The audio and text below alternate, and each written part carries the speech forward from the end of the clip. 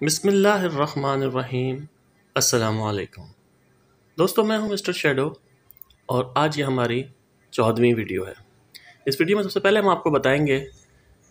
ناممکن کو ممکن کرنا یا ناممکن کو ممکن بنانا۔ اسے انگلش میں ہم کہتے ہیں اسکوائر دی سرکل، یعنی اس کو اس وقت استعمال کیا جاتا ہے کہ کوئی ایسا کام کرنا جو ناممکن ہو یا ایسا کام کرنے کی کوشش کرنا، کوئی ایسی اٹیمپٹ کرنا جو ناممکن ہو، تو اس وقت ہم اسے کہتے ہیں کہ اسکوائر دی سرکل۔ اس کی مثال ہم آپ کو اس طرح دے سکتے ہیں کہ جیسے if you discuss that matter with your boss I think he is the one who can square the circle, یعنی اگر یہ مسئلہ تم اپنے باس کے ساتھ ڈسکس کرو تو وہ ایک ایسا شخص ہے جو شاید اس ناممکن کو ممکن بنا سکتا ہے، یا اور یہ بھی ہو سکتا ہے ایک اور کہ he is just wasting his time because is trying to square the circle, وہ صرف اپنا وقت ضائع کر رہا ہے کیونکہ یہ ایک ناممکن بات ہے۔ دوسرے نمبر پہ ہمارے پاس ہے آٹے میں نمک کے برابر، ڈراپ ان دی اوشین، یعنی کسی چیز کی بہت ہی چھوٹی مقدار، بہت کم ہونا کسی چیز کا، اور اس وقت ہوتا ہے یہ خاص طور پہ جب ہم کسی سے امید کرتے ہیں، کسی چیز کی ہم امید کر رہے ہوتے ہیں کہ وہ زیادہ ہوگی اور اس وقت وہ کم نکلے، تو ہم کہتے ہیں ارے یار یہ تو آٹے میں نمک کے برابر ہے۔ اس کی ہم مثال اس طرح دے سکتے ہیں کہ the amount collected in the school was a drop in the ocean, یعنی اسکول میں جو پیسے جمع کیے گئے وہ اتنے کم تھے کہ جیسے کہ آٹے میں نمک۔ یا اس طریقے سے ہم یہ بھی کہہ سکتے ہیں کہ I know ₹20 is just a drop in the ocean, but everyone in the masjid pays that much amount, it will make a big difference. یعنی 20 روپے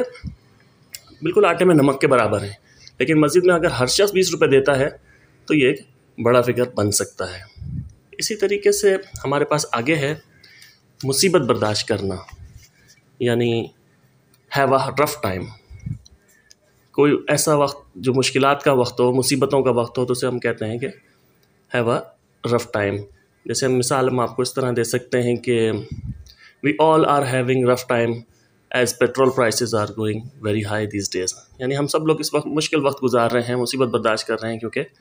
پیٹرول کی پرائسز جو ہیں وہ بڑھ رہی ہیں ہر روز کے حساب سے۔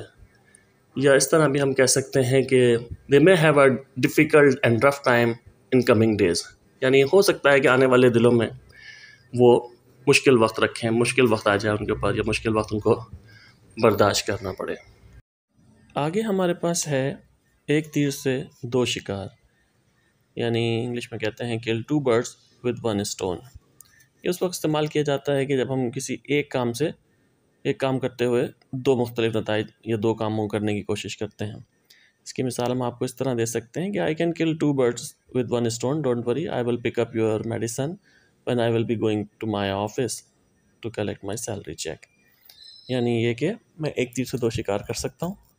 تو میں تمہاری دوا بھی پک کر لوں گا جب میں آفس اپنی تنخواہ کا چیک لینے جا رہا ہوں گا۔ ایک اور اس طریقے سے ہم مثال آپ کو یہ دے سکتے ہیں کہ the new shop is offering a chance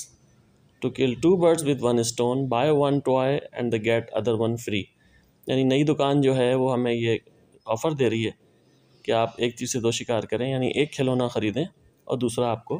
free مل جائے گا۔ پانچویں اور آخری نمبر پہ ہمارے پاس ہے ill spoken۔ یہ دونوں کے لیے استعمال ہو سکتا ہے۔ ill spoken کا مطلب یہ ہے کہ آپ اس کو ایک بد زبان شخص کے لیے بھی استعمال کر سکتے ہیں، اور ill spoken words یعنی نامناسب الفاظ کے لیے بھی اس کو استعمال کر سکتے ہیں۔ مثال کے طور پہ ہم آپ کو بتا سکتے ہیں، جیسے اگر آپ کسی شخص کے متعلق یہ کہنا چاہتے ہیں کہ وہ ایک بد زبان شخص ہے، تو اس کا ہم آپ کو ایک سینٹینس ہی بتا سکتے ہیں کہ I normally avoid his gathering because he is an ill spoken person۔ میں عام طور پہ ایسی محفل یا اس کی محفل کو اجتناب کرتا ہوں، اس سے بچنے کی کوشش کرتا ہوں کیونکہ وہ ایک بد زبان شخص ہے۔ لیکن اگر آپ اس کو اسی طرح یوز کرنا چاہتے ہیں کہ نامناسب الفاظ کے طور پہ، اس کی مثال ہم آپ کو اس طرح دے سکتے ہیں کہ he paid a heavy price